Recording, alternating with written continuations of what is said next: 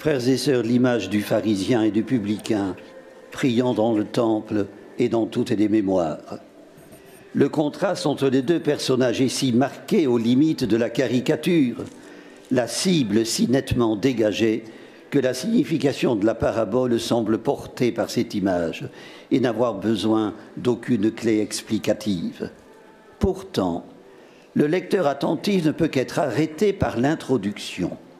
La parabole, écrit saint Luc, Jésus l'adresse à certains qui étaient convaincus d'être justes et qui méprisaient les autres. Ce n'est pas qu'un préalable au récit, c'est la clé de la parabole. Les images sont quelquefois simplificatrices. La référence aux pharisiens mérite un commentaire. Jésus ne les ménage pas. Du pharisianisme, un mouvement religieux séparatiste, il ne dénonce que les perversions, le légalisme étroit, une pratique rituelle toujours plus tatillonne, un soin extrême du paraître au détriment de l'être. Le pharisien de la parabole est un archétype de ce mouvement de piété. Il outrepasse ce que la loi prescrit, jeûne 2 fois par semaine, reverse le 10e de ce qu'il gagne, n'est ni voleur, ni injuste, ni adultère. C'est plutôt flatteur. Il en déduit qu'il est exemplaire.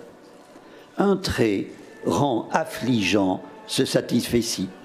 Il s'attribue d'être juste et en rend grâce à Dieu. Juste en oubliant qu'il a tout reçu de Dieu et en méprisant son frère pécheur. Là est la faille. Il fait partie de ces honnêtes gens dont la peau de morale constamment intacte leur fait un cuir et une cuirasse sans faute. Je cite Peggy. Parce qu'ils ne sont pas blessés, ils ne sont pas vulnérables. Parce qu'ils ne manquent de rien, on ne leur apporte rien. La longévité du pharisien historique confond, sa prière également. Elle est désolante, il n'a rien à demander. Le Dieu à qui il s'adresse est l'antithèse de celui que célèbre le psalmiste, le Dieu qui délivre de toutes les angoisses. Il ignore le Dieu sauveur que Paul magnifiera dans sa lettre à Timothée, rédigée de son cachot à la veille de sa mort. Le Seigneur l'a assisté, l'a rempli de force, l'a arraché à la gueule du lion. Le publicain, quant à lui, ne se croit pas juste. Il se sait rejeté, méprisé, marginalisé par une société qui l'accuse d'exploiter le peuple au lieu de le servir. Publicain et pécheur, dans la langue du temps, sont équivalents. En tant que collecteur, il a honte d'être ce qu'il est, de se conduire comme il le fait. Inutile de risquer un anachronisme pour voir dans la coquinée avec l'occupant romain la préfiguration du collaborateur des années 44-45. Lui aussi, le publicain, comme le pharisien, est de tous les temps. Il est désigné comme le contre-modèle du juste, mais lui ne se croit pas juste. Il connaît sa misère et il sait que Dieu écoute la prière de l'opprimé. Frères et sœurs, qui refuse de prendre conscience de sa misère, de s'asseoir à la table des pécheurs? Qui ne se sait pas capable, comme sainte Thérèse de l'Enfant Jésus, de commettre le pire? Qui ne garde mémoire ni de ses péchés, ni de la miséricorde divine, ne connaîtra jamais la joie d'être sauvé. Misère et miséricorde sont étroitement liées, c'est une des leçons de la parabole. Frères et sœurs, l'élan qui nous fait aller vers qui nous sauve, la hantise d'être damnés ont perdu toute signification de nos jours. Nous vivons dans un monde qui a levé tous les interdits et en conséquence tout sentiment de culpabilité. Nous vivons dans une société qui attendit plaisamment ou amèrement, garantit toute la gamme des saluts mais ignore le salut éternel.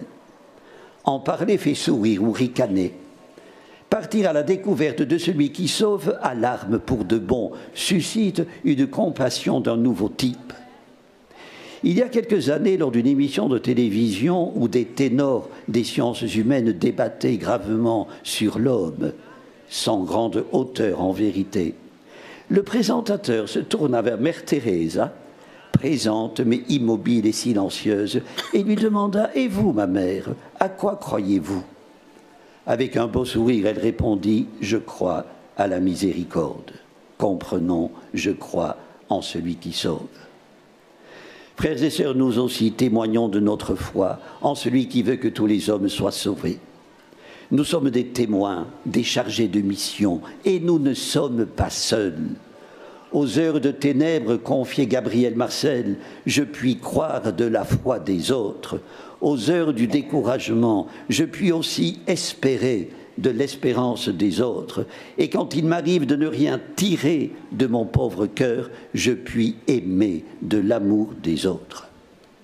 Le pape François, dans le message qu'il vient d'adresser à tous les chrétiens pour la journée mondiale des missions que nous célébrons aujourd'hui, exhorte chacun à retrouver le courage, la franchise, pour témoigner du Christ en parole et en acte dans tous les domaines de la vie, pour témoigner du Christ qui fait vivre et revivre, pour rendre palpable la sollicitude et la miséricorde de Dieu envers chaque créature. Qui s'élève sera abaissé, qui s'abaisse sera élevé, conclut Jésus. Voilà une sentence qui tombe comme un couperet. Le temps de la narration, soudain, s'est dilaté. Ce n'est plus celui de la parabole, ce n'est plus le temps du quotidien, de l'enseignement didactique, c'est le temps du jugement dernier.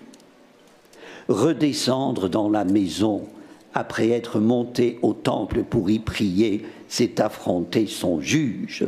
Mais le jugement n'est pas entre pécheur A et pécheur B, il est entre faux juste et le pécheur qui se repent. Là est la leçon dernière. Frères et sœurs, chacun sait désormais auquel des deux protagonistes s'identifier et vers qui se tourner dans la prière. Amen. Prions le Seigneur.